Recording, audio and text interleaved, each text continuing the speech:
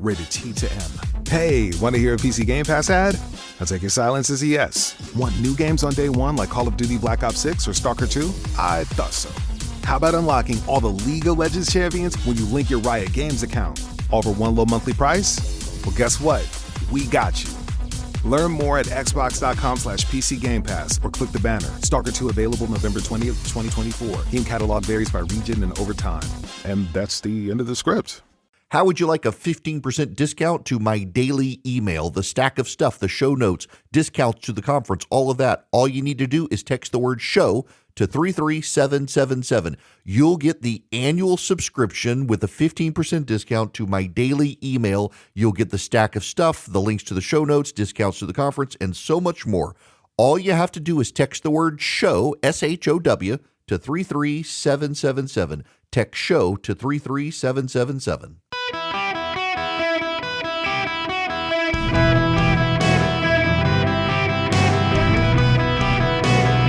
Welcome to the Eric Erickson Show podcast, Hour 2. Greetings, conversationalists. I am delighted to have you with me. The phone number is wrong phone number. It's a Monday. 877-973-7425.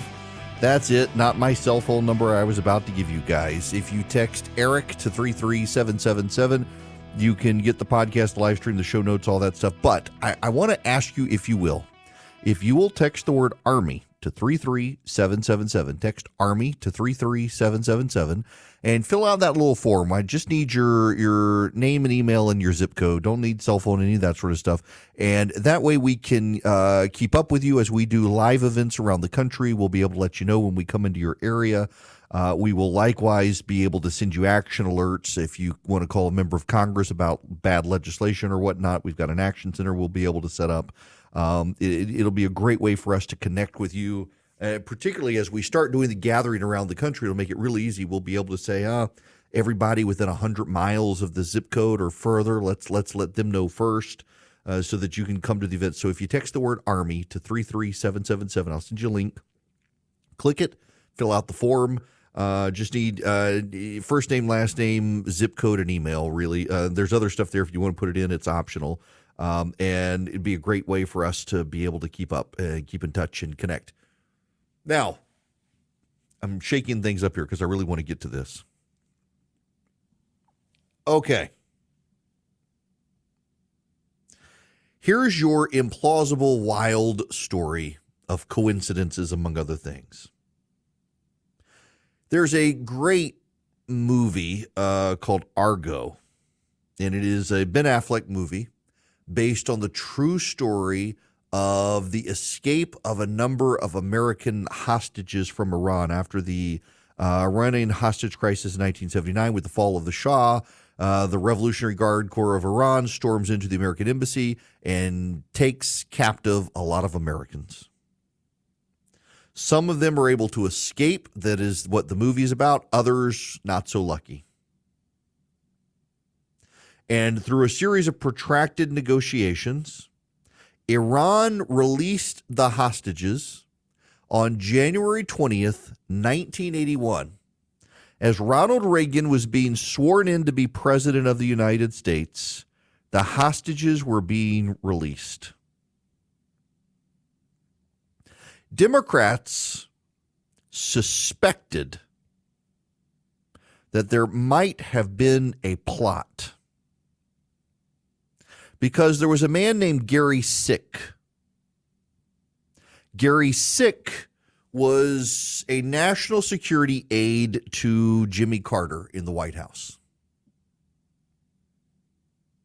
And Gary Sick started believing in his head that what had transpired was a plot by the incoming Reagan team during the campaign, while they were campaigning, to convince the Iranians not to do a hostage deal with Jimmy Carter. And under the theory, American arms would be delivered to Iran via Israel if the hostages weren't released until Jimmy Carter lost. Now, fast forward to 1984, and it is now documented history that Ted Kennedy tried to get the Soviets to interfere in the 1984 election against Ronald Reagan and tried to get them to cut deals to calm tensions to help Walter Mondale. But this 1980 deal, Gary Six started talking about it, and in 1992, George H.W. Bush was running for re-election against Bill Clinton, and the Democrats decided they needed to investigate it. Why? Because a kook in a prison, a felon incarcerated, claimed to have direct knowledge that George H.W. Bush, who in a past life had not just been the ambassador to China and the chairman of the Republican National Committee, but had also been the director of the CIA. And this guy claimed that George H.W. Bush did a secret mission to Spain on board an SR71 Blackbird, the fastest plane ever made, and was secretly able to get to Spain and back in a matter of hours because of the speed of that plane, so no one noticed he was off the campaign trail. And he conducted secret negotiations with the Iranians to get the hostages out, but not until Jimmy Carter lost. And in 1992, the Democrats in Congress decided they had to investigate. They had to investigate. Do you know one of the Democrats who thought this could be possibly true? It was a man in the United States Senate named Joseph Robinette Biden. And Joe Biden was one of the Democrats convinced it at least needed to be investigated to see if Ronald Reagan, through George H.W. Bush, through a covert mission on an SR-71 Blackbird to Spain, was able to negotiate with the mullahs of Iran to keep Americans held hostage longer as a way to undermine Jimmy Carter. Because God forbid those hostages be released before Reagan got elected. It could have thrown the election. Now, for all of you Democrats who want to lecture Republicans on QAnon or the stolen election or all this other stuff, you people literally had your members of Congress in 1992 decide to investigate George H.W. Bush and whether he took an SR-71 Blackbird to Spain in 1980 to sabotage a hostage deal to undermine Jimmy Carter. This is real. This is documented. This is actual history. The Democrats so believed it, they held a congressional inquiry to see if it was true. Now, notably, H. Ross Perot, remember him? Maybe you don't. And when he ran in 1992, he hired a private investigator who went to meet the man in prison who claimed the conspiracy theory. The man realized, or Perot rather, realized that this couldn't be true because the man who claimed deep involvement in the SR-71 plot couldn't tell you how to turn it on. This is how wild the Democratic conspiracies got. And Joe Biden was one of those conspiracy theorists who was willing to examine, in the height of a political season, whether or not this was the case. More legitimate has come out about Hunter Biden, that was not a conspiracy, than ever came out about George H.W. Bush and this plot to supposedly go to Spain or Paris or wherever it was. Now, it's not a coincidence, I don't think, that Joe Biden realizes if he can get the Hamas hostages released this week, he might be able to help Kamala Harris, bringing the war to an end in Israel, all to help Kamala Harris. Anthony Blinken is over there now doing the negotiations. Mr. President, thank you very much. It's always good to be with you and good to be back in Israel. This is my 9th visit since October 7th to Israel, to the Middle East. And this is a decisive moment, probably the best, maybe the last opportunity to get the hostages home, to get a ceasefire, and to put everyone on a better path to enduring peace and security. I'm here as part of an intensive diplomatic effort on President Biden's instructions to try to get this agreement to the line and ultimately over the line. It is time for it to get done. It's also time to make sure that no one takes any steps that could derail this process. And so we're working to make sure that there is no escalation, that there are no provocations, that there are no actions that in any way could move us away from getting this deal over the line, or, for that matter, escalating the conflict to other places and to greater intensity. I know this is a fraught moment in Israel, with deep concern about the possibility of attacks coming from Iran, coming from Hezbollah, and other sources. And as you heard the President say, the United States has taken decisive action to deploy forces here to deter any attacks, and if necessary, to defend against any attacks. But the focus of my visit is intensely on getting the hostages back, getting the ceasefire done. It is time for everyone to get to yes and to not look for any excuses to say no. I look forward to the day ahead, seeing the Prime Minister, Defense Minister, other senior officials, but as always, a pleasure to start the day with you. That was Anthony Blinken standing there with Israel's president. The White House is grumbling that Benjamin Netanyahu is scuttling the plan. Benjamin Netanyahu says he's not going to negotiate against himself, that Hamas refuses further negotiations. Hamas keeps demanding further concessions from Israel that Israel's not going to give. I personally wonder if the hostages are still alive. It's been a while since we've had any proof of life of the hostages. Been quite a while. But I don't think it's a coincidence that Biden is escalating pressure on Israel in particular to try to get a deal done this week during the Democratic National Convention, because Joe Biden, back in 1980, bought into this theory advanced by members of Jimmy Carter's national security team that George H.W. Bush had scuttled the Iranian hostage deal to help Ronald Reagan get elected.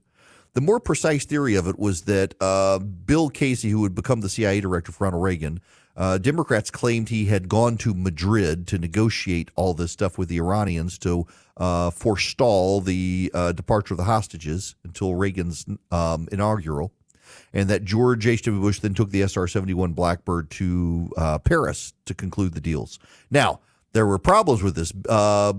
Casey said he hadn't left the country. Turns out he had gone to London for a couple of days, and Democrats were like, oh, that was just a cover. He was actually in Madrid, except he was seen in London and then going back to the United States. It was all a wild story, but one of the people willing to buy into the theory was Joe Biden. People shouldn't forget Joe Biden was willing to consider the theory because it was advanced by someone who was on Jimmy Carter's security team, and he still has a close affinity with Jimmy Carter. So I don't think it's a coincidence at all that we're seeing an escalation in the push towards release of the hostages this week during the Democratic National Committee, because so much of what Joe Biden does, you will recall, is trying to be in defense of and revise the record of Jimmy Carter. Joe Biden is the only American president in the last 30, 40 years who actually cares for Jimmy Carter. The others, Democrat and Republican alike, not big fans of Jimmy Carter as a president. Joe Biden mirrors himself after Jimmy Carter. It's one reason we have the economy we have today. It's a perfect mirror to Jimmy Carter.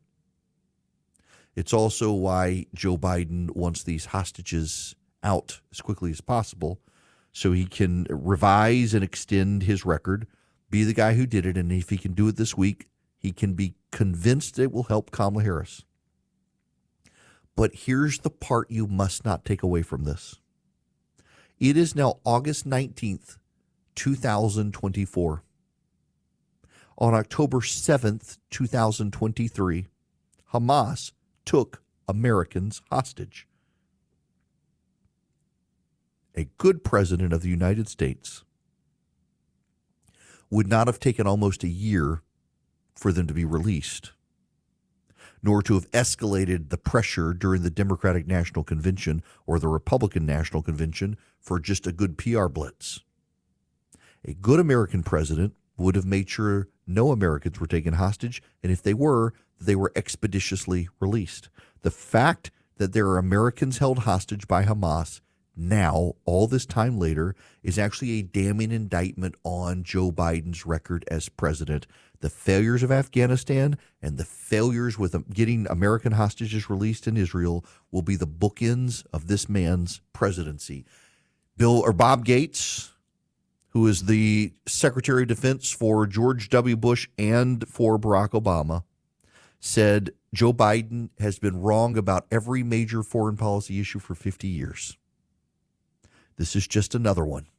And that he would do this week for a PR blitz for the Democrats just shows you how craven his politics are. And yes, I absolutely think the escalating pressure this week has everything to do with trying to get it done so it can be announced to help Kamala Harris. Everything these people do is political, including getting hostages released.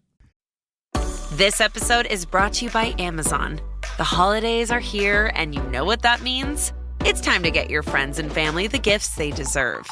Take the stress out of shopping with Amazon's great deals and low prices on a huge range of items from toys to tech and much more. Whoever you're gifting for, Amazon has great prices on everything you need this holiday season. Shop last-minute deals now.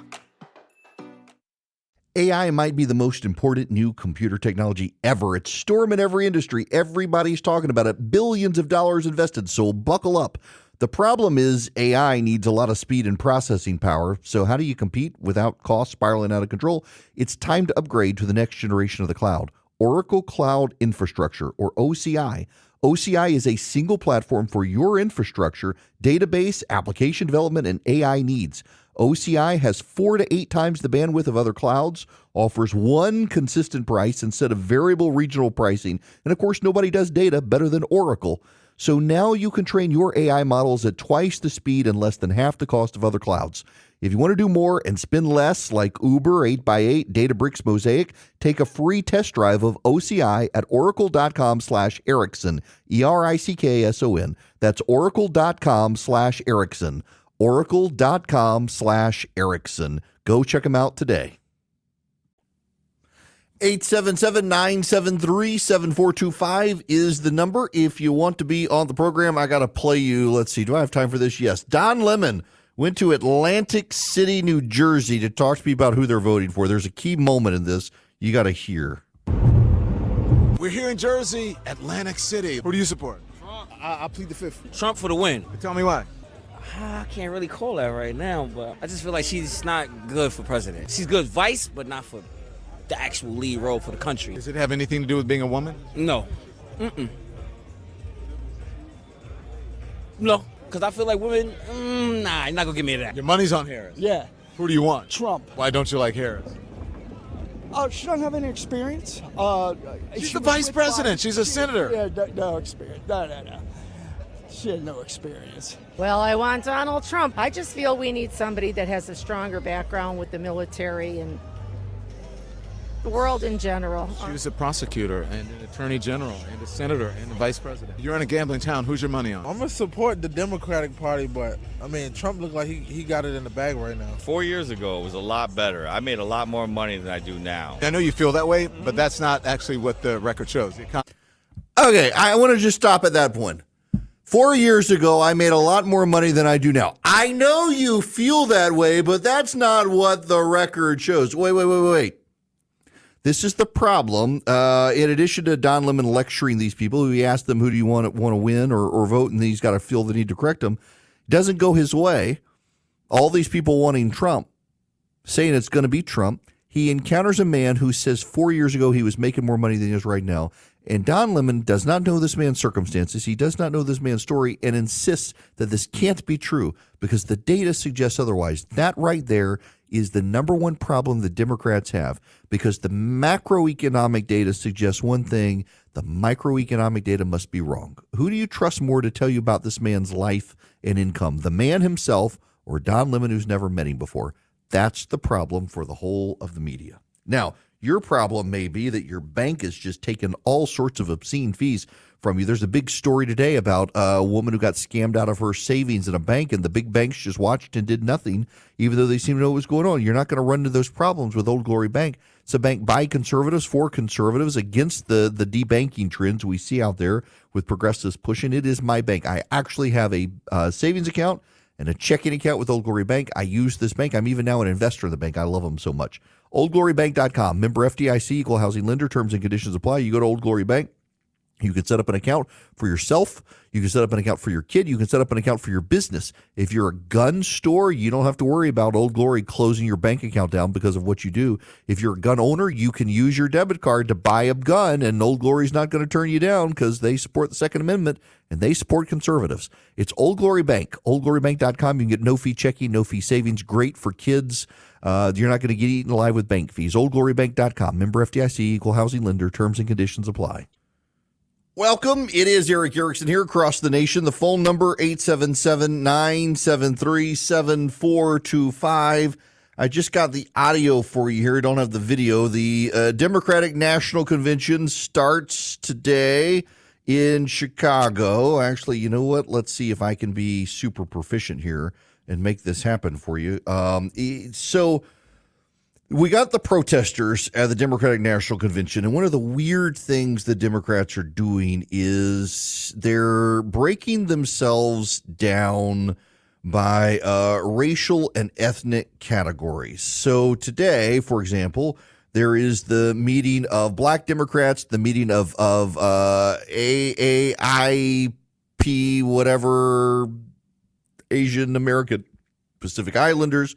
There's a separate one just for Asian Americans. There's Latino or Latinx conference. It just, I mean, on and on and on it goes. Every minority group, you talk about the party that believes in diversity and equality is the party of segregation at the Democratic National Convention. It's kind of wild the way these people have started, but this, of course, is soaked into the zeitgeist of the Democratic Party. George Will is on News Nation talking about what's happening in Chicago this week, and it's worth playing this from George Will.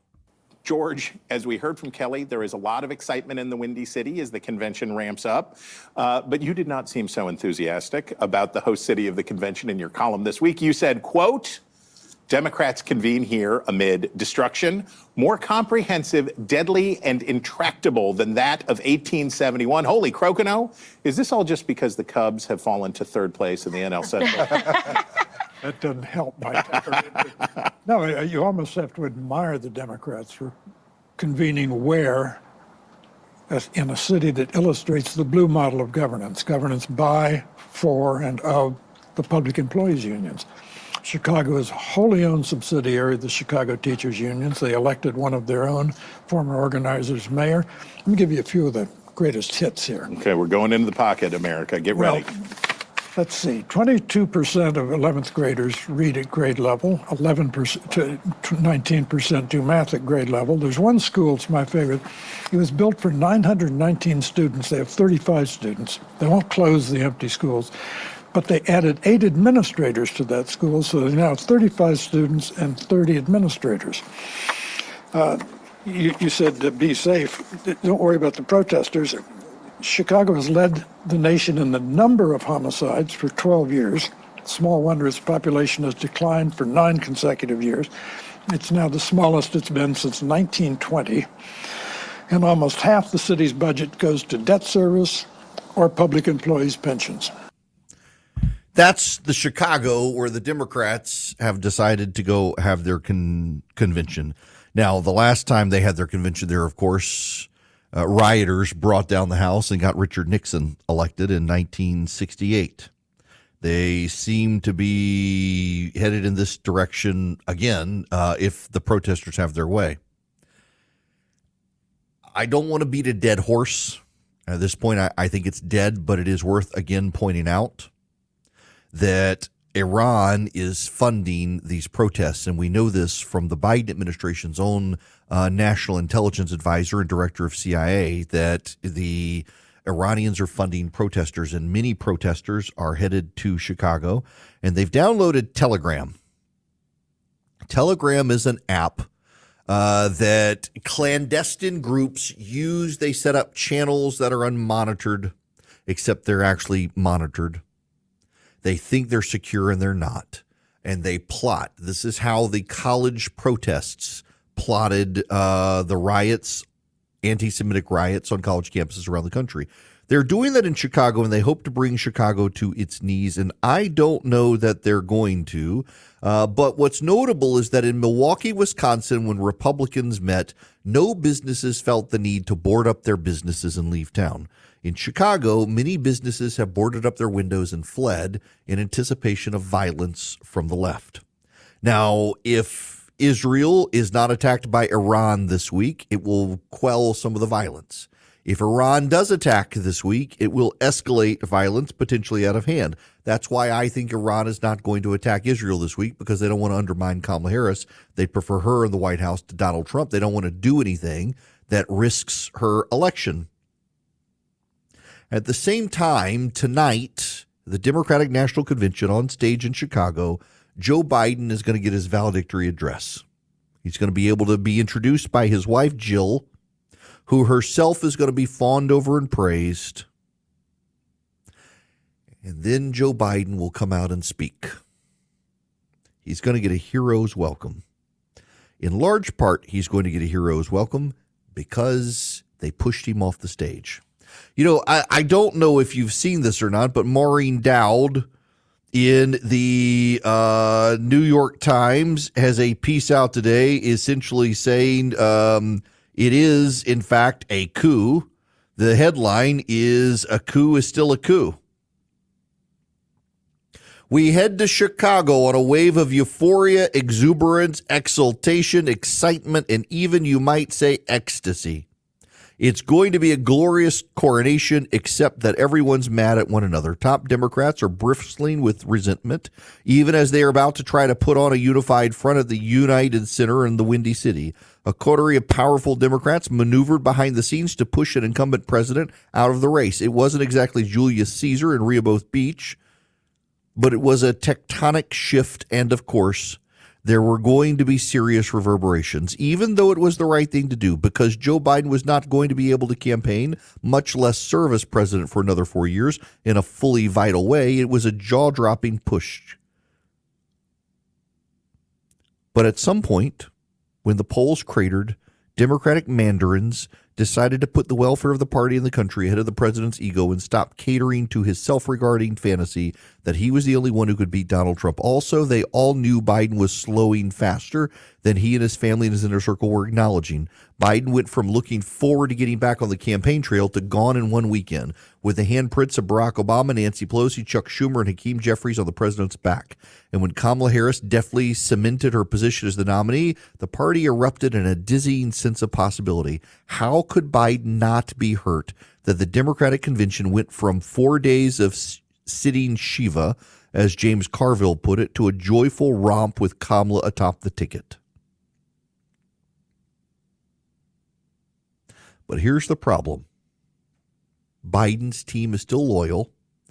Biden's team is upset. And also, Biden's team structured the convention, and Kamala Harris is shoving them out the door and replacing them with Barack Obama's team. So instead of Joe Biden having the grand night on Thursday as he had envisioned, he will now get the least watched night on Monday to get on stage and have his hurrah. The Democrats will treat him as a conquering hero who's going off to retirement. But let's not kid ourselves. It was forced. So the question is going to be, how much does Kamala Harris's team have in the role of Biden's speech? And from what I'm understanding from people, is very little to none. Biden is going to get his say, and Kamala Harris will applaud him, and Tim Walz will applaud him, and then they will forget he ever existed. If they could ship him off to the glue factory tomorrow, they would. This may be our last time seeing Joe Biden in quite a while. From here on out, it's Kamala Harris's party, but he gets his night tonight. The problem here is that if Joe Biden stands on stage and brags about the economy being great, it is going to be interesting to watch Kamala Harris on Thursday night say she's going to fix stuff that Joe Biden tonight will say was already fixed. Why do we need to fix what Joe Biden says was already fixed? These are the problems that they're going to have to deal with. These are the problems Kamala Harris hopes to have to avoid, and these are the problems that should cause Donald Trump to stay on message. David Urban, who worked for Donald Trump, was on CNN. This is what he had to say. On those three messages that people care about the most in America, that they're telling us in the polls, Trump still leads. So if he can focus his message back on those things, if we can, right? Sure. And if we can define, we being the Republican Party, can define Kamala Harris as the 2020 version of Kamala Harris, right? The progressive left of Bernie Sanders, the gun taking away, anti-fracking, get rid of your health care, Kamala Harris, Republicans will do very well. If we can't, if she's able to define herself in a different manner at this convention, it's going to be a really tough race and a tough election. It's right, and that's kind of a no-brainer thing. If the Republicans can do this, if the Republicans can do that, if Donald Trump can, and he's got opportunities. CNN went out onto the street interviewing voters in Chicago. Listen to this. The economy is a big. I'm sorry, this is Fox News, not CNN. Question mark. You go to the grocery store. Eggs, bread. Just small items are large in price now. I think for my congregation and for others, it's kind of changing a little bit because so many people don't agree with the policies. And so I think there's definitely growth in my church as far as being more independent in their thinking. And I see that throughout the community as well. Now, listen, Kamala Harris is going to win the majority of the black vote. I know there are always a bunch of white Republicans who are convinced that's not going to be the case, but she is going to win a majority of the black vote. The question, though, is by how much? And I'm not sure she's going to win by as much. Here's my sneaking suspicion. And I don't think you can successfully poll something like this. We'll find out at the election. But I just think that younger black men and Hispanic men and women, they're not going to want Kamala Harris. They're not going to want her. And I don't know that they'll poll it because they'll be afraid they come off misogynist or racist or sexist or what have you. But I don't know that she's going to connect with them in the way that some think. I mean, I played you that audio earlier from Don Lemon. It was black men in Atlantic Beach, New Jersey saying, I don't really want her. And they wouldn't really say why. I said, no, it's not because she's a woman. But the problem here remains the economy. If Donald Trump can focus on the economy, and Joe Biden's going to focus on the economy tonight, and Joe Biden's going to claim that we came through this and that everything is fine and that the country is better and that the nation has healed and we need to leave Donald Trump behind us, there are so many people who are going to be reminded that Harris is tied to Biden and they don't like the economy. I think ultimately it hurts them. All Donald Trump has to do for the rest of the campaign is just talk about the border and the economy, the border and the economy. He can leave everything else on the table. He doesn't have to say he's more attractive than Kamala Harris, but the problem is he can't help himself, and you all know it. That's why some of you get frustrated with me. You can't lash out at Donald Trump and say, dude, stay on message, so you yell at me for being disloyal or something. All I'm telling you is what you know deep down is true. If we just focus on the economy, if Donald Trump every single day goes after Kamala Harris for a failure to fix inflation, for the cost of groceries, the cost of gas, and how much worse she would make it as president, and she's been on the job for 3.5 years. Remember his great line, her day one was 3.5 years ago. Just stay on that message. He should be okay. Fundamentally, at the end of the day, the issues still favor Donald Trump. And I don't think those issues change. All right. I got to move on. We got plenty of other stuff we got to talk about. And we'll get back to this. I'll take your phone calls as well. 877-973-7425. Right now, though, I want to tell you, students begin heading back to school. There's a great learning opportunity. You guys are some of the smartest people I know in radio. You want to get even smarter? Let me refer you to the Hillsdale College Podcast Network. You can learn from Hillsdale by listening to one of its excellent podcasts while you're driving, while you're taking a walk. The content and the quality are fantastic. They've got the Larry Arnn Show, the Radio Free Hillsdale Hour, the Online Courses podcast. They're all top-notch, and you can find them on major podcast platforms. Got over 2 million downloads. The Hillsdale College Podcast Network is one of the many ways my friends at Hillsdale are defending liberty on the battlefield of education. You can find your favorite Hillsdale podcast at the Hillsdale College Podcast Network at ericforhillsdale.com. That's ericforhillsdale.com. And you can find out about Imprimis. You can get Imprimis delivered to your mailbox free of charge by Hillsdale. It's still coming. I've been getting it since I was in law school. You can find out how you can support Hillsdale. You can find out how you can get informed by Hillsdale. You can find out how you can get educated by Hillsdale College at ericforhillsdale.com. ERICK, ericforhillsdale.com.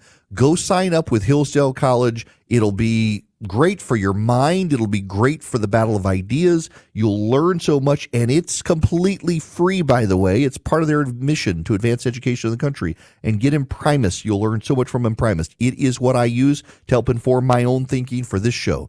Eric, ERICK, ericforhillsdale.com. Welcome back. It's Eric Erickson here. There's some breaking news.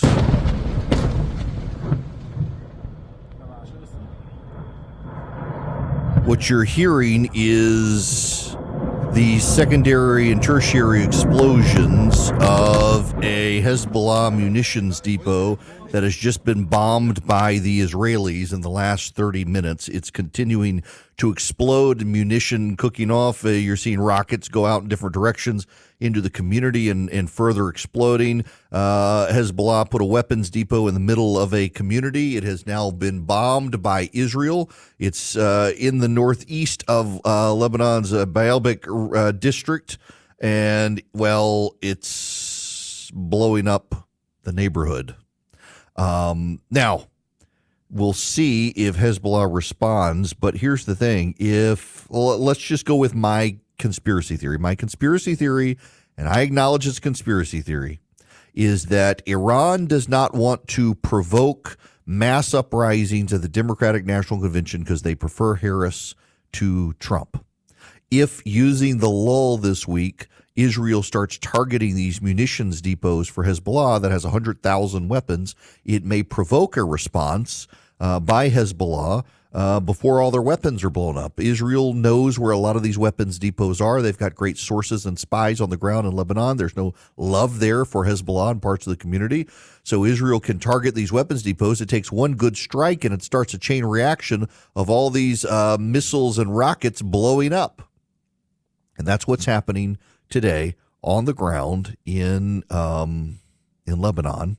That from about 30 minutes ago in northeastern Lebanon, a Israeli missile blew up the weapons depot, and then the missiles, it's kind of wild. You're seeing these things spin off into the night, leaving a trail behind them, and other flashes of bullets and other things exploding. Dangerous to live next to one of these depots as Israel continues to target them. But good for Israel as well. They're allowing this moment to undermine the capacity of Hezbollah, which has more arms and greater stockpiles, against Hamas.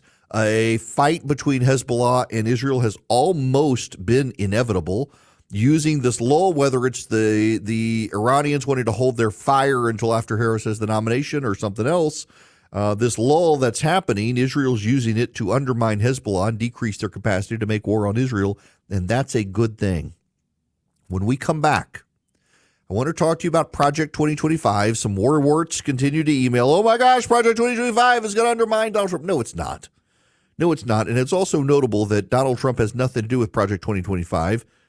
Kamala Harris has everything to do with Bidenomics, and the media wants to tie Trump to 2025 and avoid tying Harris to Bidenomics. We'll get into that